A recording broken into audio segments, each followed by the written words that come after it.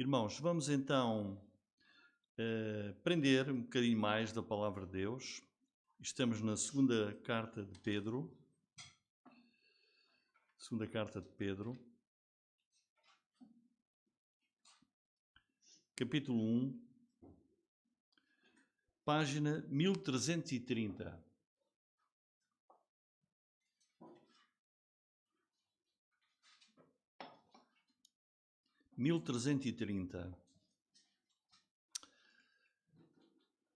Pedro escreveu esta carta para proclamar a verdade fiel face a um mundo de ensino falso.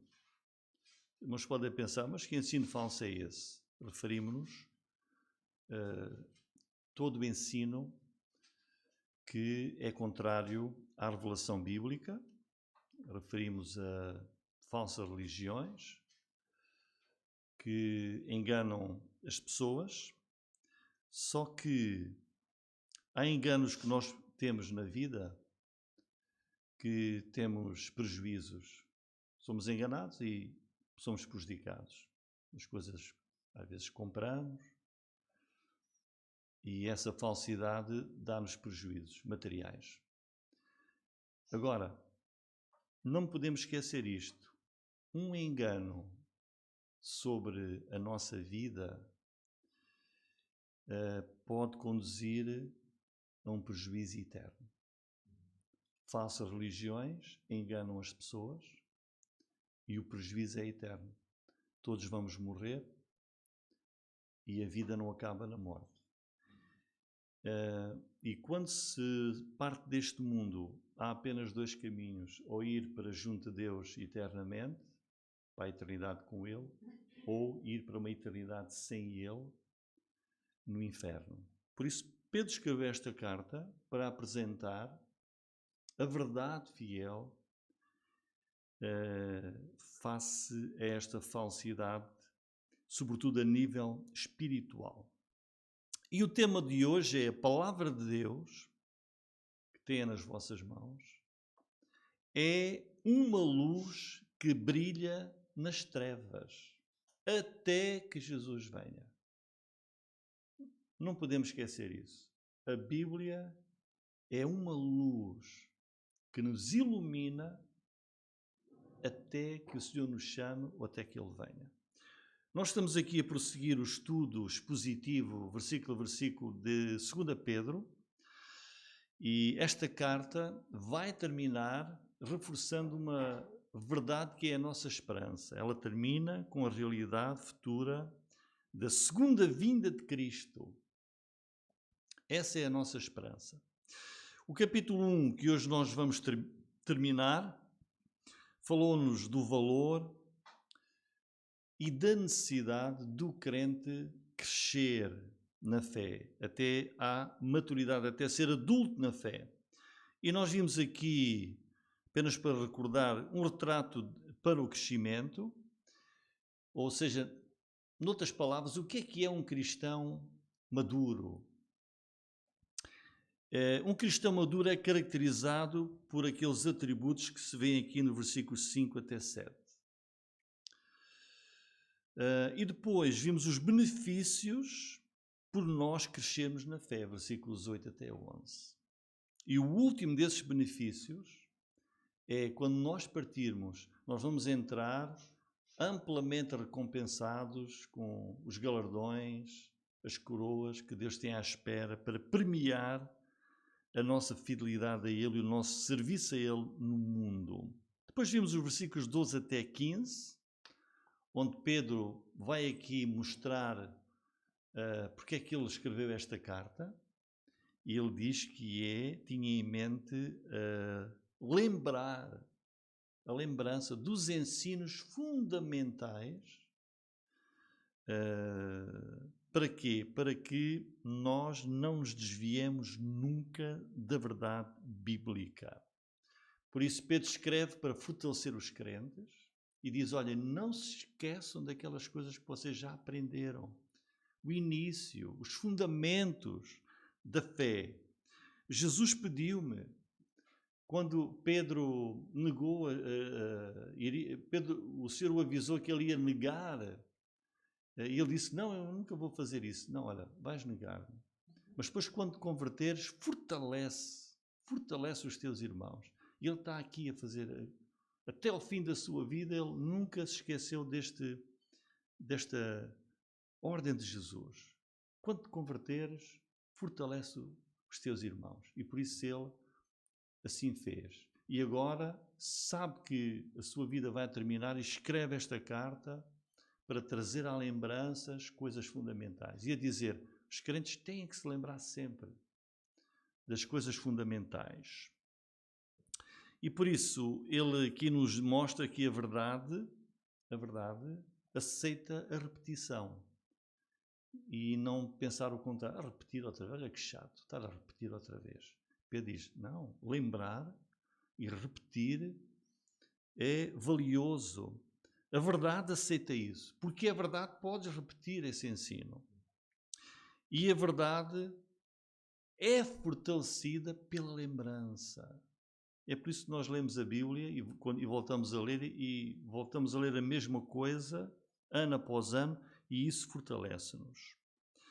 Muito bem, e depois, hoje, nós vamos ver o quê? Pedro vai dizer também que a verdade de Deus, é também fortalecida e atestada por testemunhas oculares apostólicas, como foi o caso dele e de outros. Efésios 2:20 diz que a igreja, os crentes, a igreja é edificada, está construída e vai crescendo sobre o fundamento, sobre os alicerces dos apóstolos e dos profetas. Esta casa está construída, aqui embaixo estão os alicerces que nós não vemos, mas são essenciais. Sem alicerces ela caía. E a igreja foi construída e edificada. O fundamento dela o principal fundamento é Jesus. É a principal pedra da esquina. Mas o fundamento da igreja são os ensinos dos apóstolos e dos profetas. Está em Efésios 2:20. Portanto, hoje vamos ver aqui versículos 16 a 18, como a verdade bíblica é atestada por testemunhas oculares apostólicas. Veja o que é que diz lá. Porque não vos fizemos saber o poder e a vinda do nosso Senhor Jesus Cristo seguindo fábulas astuciosamente compostas, mas nós mesmos vimos a sua majestade. Porquanto ele recebeu de Deus Pai honra e glória, quando a magnífica glória lhe foi dirigida à seguinte voz: este é o meu Filho amado, em quem me tenho comprazido. E ouvimos esta voz dirigida do céu, estando nós com ele no Monte Santo. Então vejam, a verdade bíblica, a verdade espiritual, a verdade para a nossa vida é confirmada pelo testemunho ocular dos apóstolos. Ele fala aqui, versículo 16, o poder e a vinda de nosso Senhor Jesus Cristo. Pedro aqui está-se a referir a duas coisas. À primeira vinda de Jesus, que ele viu, e à segunda, a próxima, aquela que é a esperança e a promessa de Jesus.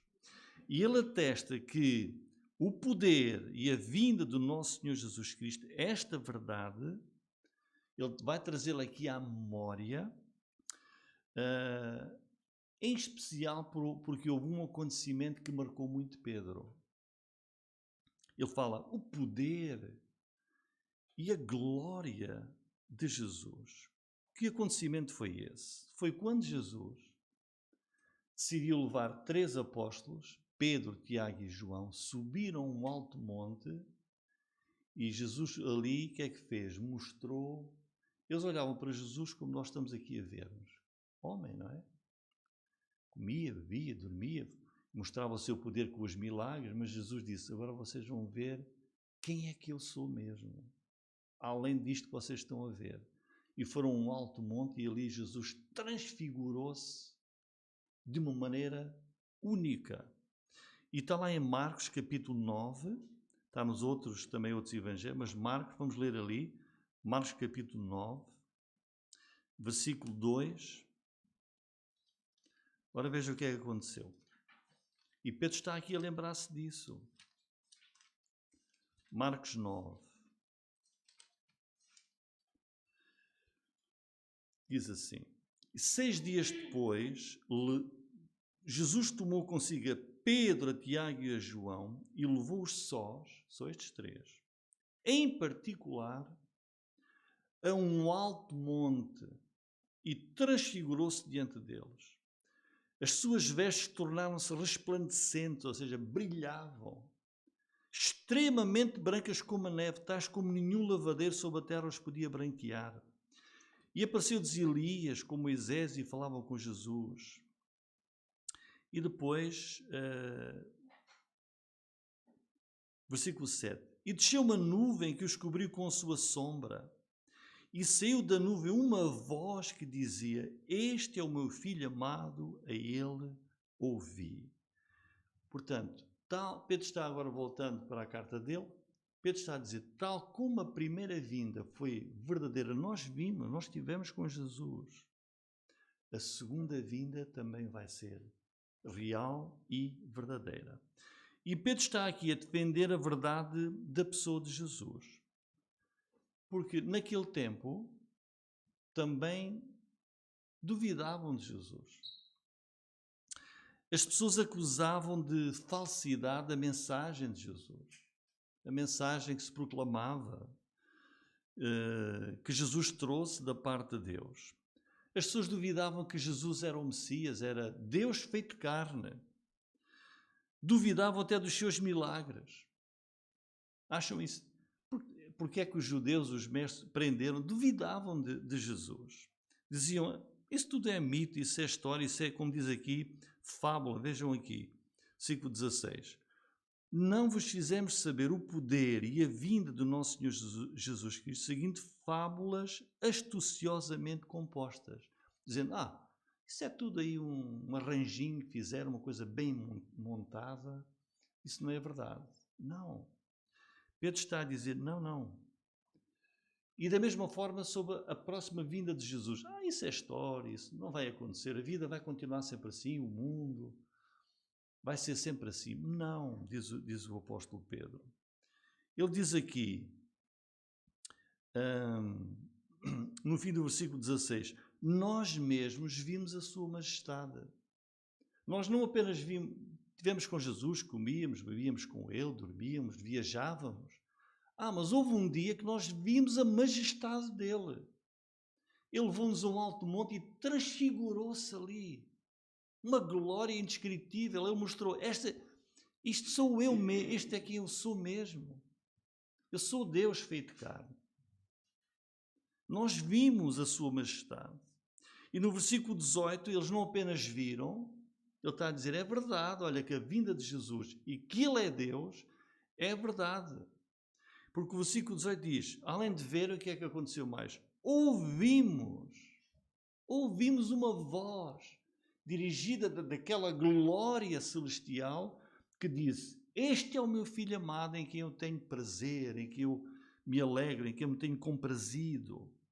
Portanto, a realidade da vinda de Jesus, a primeira e a próxima, essa realidade não é exagero, não é invenção, não é uma fábula, como diz aqui, não é ficção. Aconteceu. Ele, Pedro e os outros apóstolos viram, ouviram, foram testemunhas oculares fiáveis. E onde é que ocorreu essa manifestação da glória de Jesus? Diz aí, onde é que foi? Versículo 17. Porquanto ele recebeu de Deus Pai honra e glória, quando de magnífica glória lhe foi dirigida a seguinte voz. Este é o meu Filho amado, em quem me tenho comprazido. E ouvimos esta voz dirigida do céu, estando nós com ele no Monte Santo. E aqui Pedro ele está a escrever para judeus, como sabem, foi o principal ministério dele. Ele está a dizer, olhem, agora pensem quando é que noutro Monte Santo a mesma glória celestial foi transmitida. Quando é que isso foi? No Monte Sinai. Quando Deus desceu sobre o monte e Moisés subiu ao monte e Deus lhe deu os 10 mandamentos. Está em esse capítulo 3, versículo 5. Não sei se Daniel pode pôr ali. Esse capítulo 3, versículo 5.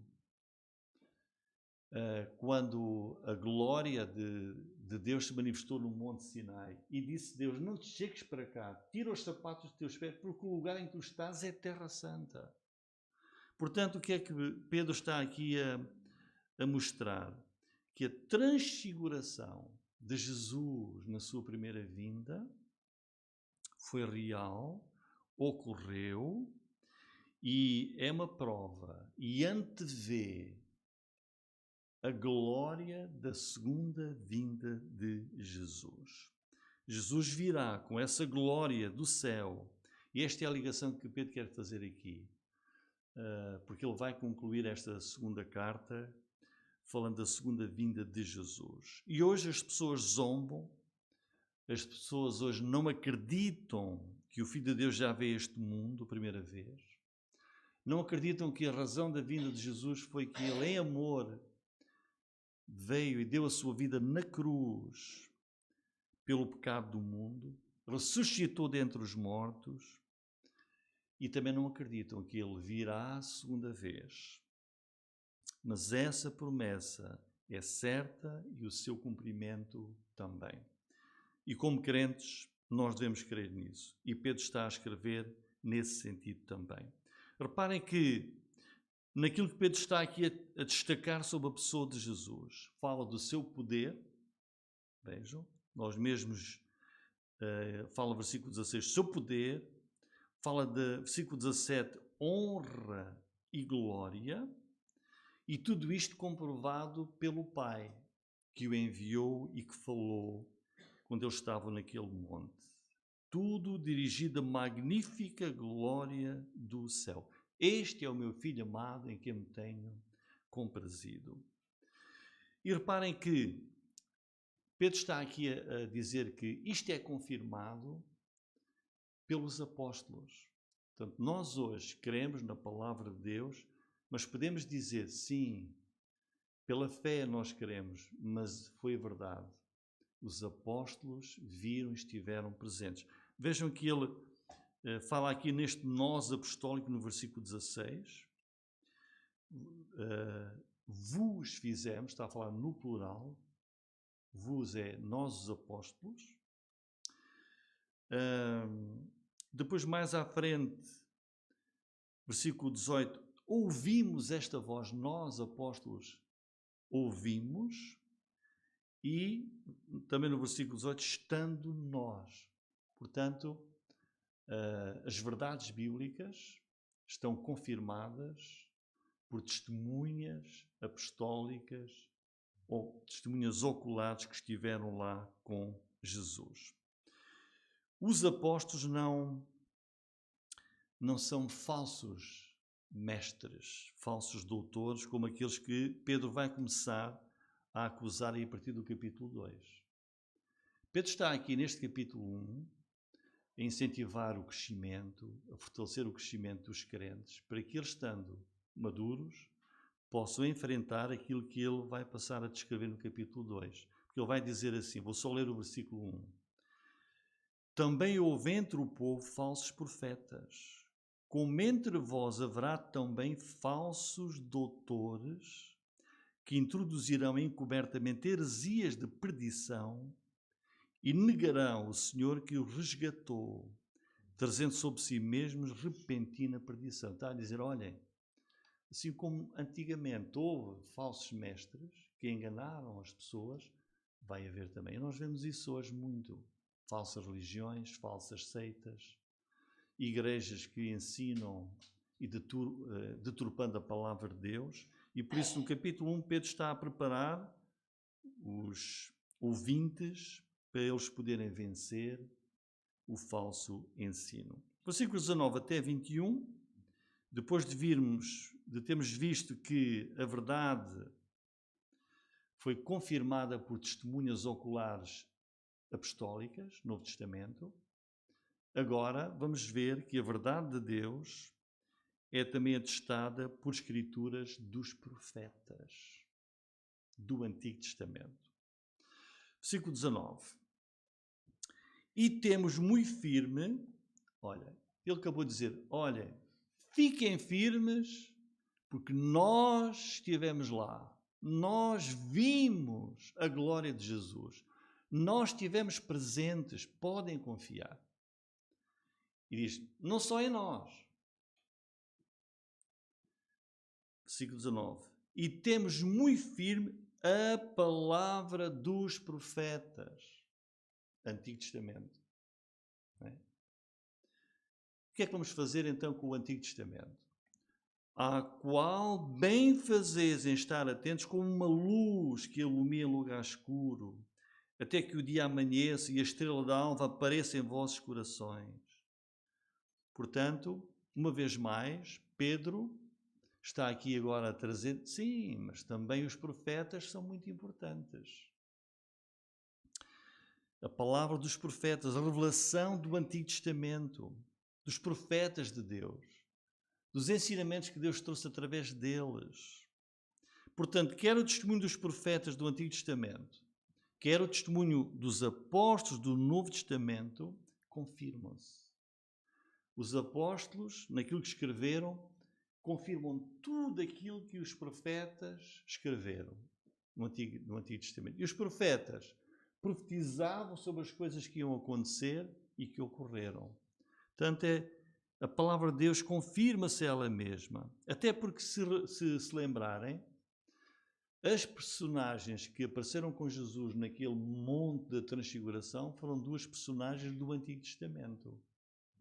Moisés, representante da lei, e Elias, um representante dos profetas. Tudo o que os profetas falaram, tudo o que os profetas escreveram, que temos aqui na palavra de Deus, foi da parte de Deus, e diz aqui, é uma coisa firme, muito firme, é verdade, é fundamental à nossa fé, não há dúvida que aquilo que vem dos profetas é de Deus. O próprio Senhor Jesus Cristo, quando falou, se baseava nos profetas, nos salmos, no Antigo Testamento. Então a pergunta que nós devemos fazer é esta. Qual deve ser a nossa atitude quanto à revelação profética dos profetas? Diz aqui. E temos muito firme a palavra dos profetas, à qual bem fazeis em estar atentos. Presta atenção à palavra dos profetas. Porquê? Porque essa palavra dos profetas é o quê? Uma luz que ilumina num lugar escuro. Este lugar escuro é o quê? É o mundo onde nós vivemos. Então a palavra de Deus é uma candeia, é uma tocha, é um farol. O Salmo 119, versículo 105 diz: lâmpada para os meus pés é a tua palavra e luz para o meu caminho. Se estiver tudo escuro, não há ninguém que se ponha a caminhar sem que vá com uma luz, não é? Se tiver mesmo uma escuridão total, se a gente aqui vivemos na cidade, porque é que acendem as luzes? Porque se ficasse tudo escuro, a gente não conseguia andar. Agora, se nós estivermos no campo, não há luz elétrica da rede, temos que sair à noite. O que é que a gente faz? Temos que levar um candeeiro, uma luz. Ora, e neste mundo onde nós vivemos, em nível espiritual, diz, a palavra de Deus é uma luz que ilumina. Não podemos viver sem ela. Senão, vamos perder-nos, vamos bater com a cabeça numa árvore. Que é o que acontece quando nós vamos de noite no campo. A luz revela o mal, a sujeira, e é só a luz que torna possível nós removermos aquilo que está errado. E é muito interessante aqui o que Pedro diz, que diz que a palavra de Deus é uma luz que ilumina em lugar escuro até que o dia amanheça e a estrela d'alva apareça em vossos corações. Esta é uma expressão que ele usa, diz, olha, a palavra de Deus é uma luz até que Jesus venha. Até que ele está aqui a usar estas duas ilustrações, até que o dia amanheça e a estrela d'alva é uma referência à pessoa de Jesus. O livro do Apocalipse, capítulo 22, versículo 26 diz: Eu, Jesus, enviei o meu anjo para vos testificar estas coisas nas igrejas. Eu, está a dizer Jesus, sou a raiz e geração de Davi, a resplandecente estrela da manhã, que é a estrela da alva. Portanto, a palavra de Deus é essencial para a nossa vida como crentes, até que Jesus venha na sua segunda vinda ou que Ele nos chame para Ele. Portanto, se nós pudéssemos resumir o que é que Pedro está a dizer, olha, está a dizer assim: atendam às escrituras proféticas, olhem para a palavra de Deus, até que raia a plena luz da aurora da vinda, da manifestação de Jesus. E façam isso com mais ardor à medida que os sinais desse dia se mostram cada vez mais e são cada vez mais óbvios. Não podemos viver a nossa vida sem a palavra de Deus. Se nós prestarmos atenção à palavra de Deus, às vezes ela vai repreender-nos, vai advertir-nos, mas ela vai orientar-nos, vai dar-nos encorajamento e nós vamos andar em segurança até à vinda de Jesus. Mas se nós ignorarmos a palavra de Deus, vamos ser dominados pelas trevas. O decurso da nossa vida inteira deve ser governado pela palavra de Deus. É uma luz que nos ilumina. Versículos 20 e 21, depois Pedro vai nos mostrar aqui e chamar a nossa atenção para aquilo que é prioridade. Sabendo primeiramente isto, que nenhuma profecia da Escritura é de particular interpretação. Porque a profecia nunca foi produzida por vontade de homem algum, mas os homens santos de Deus falaram, inspirados pelo Espírito Santo. Uma vez mais, ele está mesmo aqui a terminar para a seguir ir falar dos falsos mestres. E ele está aqui a dizer, sabendo primeiramente isto, reconheçam como sendo de máxima importância. O que é que ele está aqui a dizer? Primeiro, nenhuma profecia, nenhum livro da Bíblia, nenhum ensinamento bíblico existe porque os homens decidiram e tiveram vontade de escrever. Não foi Pedro, agora apetece-me escrever. Ou Isaías diz, não. Nenhuma profecia da Escritura veio pela vontade dos homens. Eles falaram da parte de Deus. Deus inspirou-os, Deus incentivou-os para eles escreverem. E em segundo lugar, aquele que escreveu, que Deus chamou para escrever, Pedro, Isaías, Moisés, Davi, essas pessoas também, além de chamadas para escrever, elas submetem-se ao Espírito de Deus para interpretar as coisas de acordo com a vontade de Deus. Porque o autor das Escrituras é Deus. E o principal ensinador daquilo que está revelado é o Espírito Santo de Deus. Porque vejam, o que é que acontecia e que Jeremias nos escreve no capítulo 23, versículo 16. Jeremias 23, 16.